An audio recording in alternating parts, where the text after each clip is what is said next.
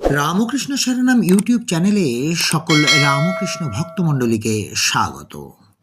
আজ আমরা আপনাদের শোনাব স্বামীজির সংস্পর্শে আসা তিনজন শুদ্ধাত্মা মহাত্মার নিজস্ব কিছু কথা, যারা স্বামীজির সংস্পর্শে এসেছিলেন, স্বামীজির সাথে মিশেছেন, কথা বলেছেন, হেঁটেছেন, চলেছেন, বেরিয়েছেন।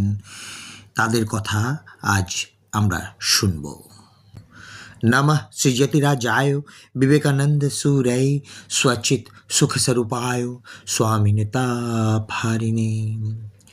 শুনলাম কলকাতায় অদ্বৈত আশ্রমে স্বামী শুদ্ধানন্দ মহারাজ আছেন। তিনিও স্বামীজির শিষ্য।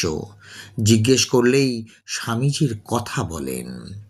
একদিন গিয়ে প্রণাম করে একটু আধটু কথার পর মনের দুঃখ জানিয়ে বললাম, মহারাজ, আমাদের ভাগ্যে আর স্বামীজিকে দেখা হলো না। কয়েক বছর আগে জন্মালে বেশ দেখা যেত। শুদ্ধানন্দ মহারাজ বললেন, না দেখেছ, ভালোই হয়েছে। আমি বললাম, কেন মহারাজ? তাহলে শোনো আমার কি হয়েছিল। মঠে তখন স্বামীজির সেবা করতাম, দিন রাত কাছে কাছে থাকতে হতো। একদিন সকালে এক ছোকরা এসে বলল, স্বামীজি, আপনি তো দেশ বিদেশে নতুন এক ধর্ম প্রচার করে এলেন। স্বামীজি বললেন, নতুন ধর্ম বলতে তুমি কি বোঝো? সে বলল, আপনি তো গঙ্গা স্নানে মুক্তি হয় এসব মানেন না। স্বামীজি বললেন, সে কি? আমি রোজ গঙ্গা স্নান করি, তা সম্ভব না হলে একটু গঙ্গা জল মাথায় দিই, মুখে দিই। ছেলেটি সব বুঝে চলে গেল। একটু পরে এক প্রৌঢ় ব্রাহ্মণ এসে বললেন, স্বামীজি, আপনি তো আমাদের সনাতন হিন্দু ধর্ম সারা পৃথিবীতে প্রচার করে এলেন, ধন্য আপনি। স্বামীজি বললেন, সনাতন হিন্দু ধর্ম বলতে আপনি ঠিক কি বোঝেন? প্রৌঢ় বললেন, এই কাশিতে মরলে মুক্তি হয়, এটা তো আপনি মানেন? স্বামীজি বললেন, না, জ্ঞান বিনা মুক্তি হয় না। জ্ঞান হলে যেখানেই মরুক মুক্তি হবে। জ্ঞানের চর্চা করুন। আমি সর্বদা জ্ঞান চর্চা করি। আমি তো দুজনের সাথে দুরকম কথা শুনে অবাক হয়ে গেলাম।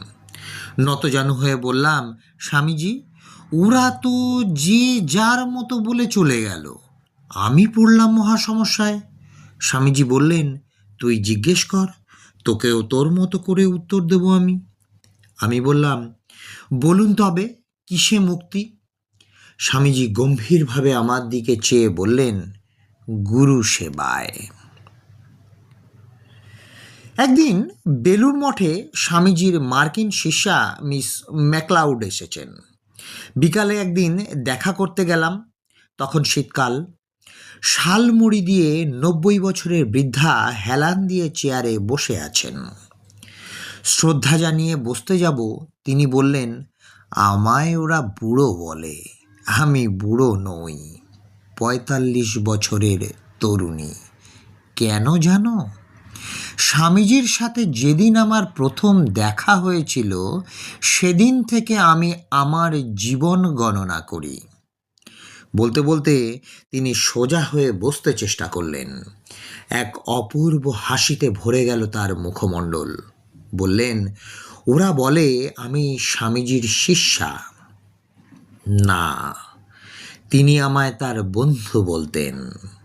জানো, স্বামীজিকে যারা ভালোবাসে তাদের আমি বড় ভালোবাসি, তাই তো বছর বছর ছুটে আসি।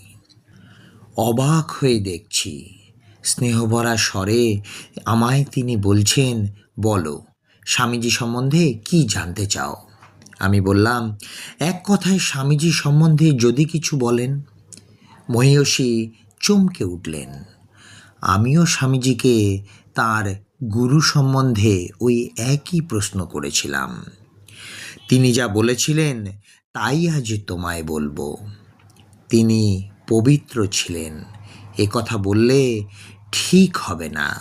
তিনি ছিলেন পবিত্রতা, তিনি ছিলেন শক্তি, সাহস, আরও তিনি ছিলেন যা কিছু ভালো তার সমষ্টি। কিছুদিন আগে সারগাছি আশ্রমে গেছিলাম।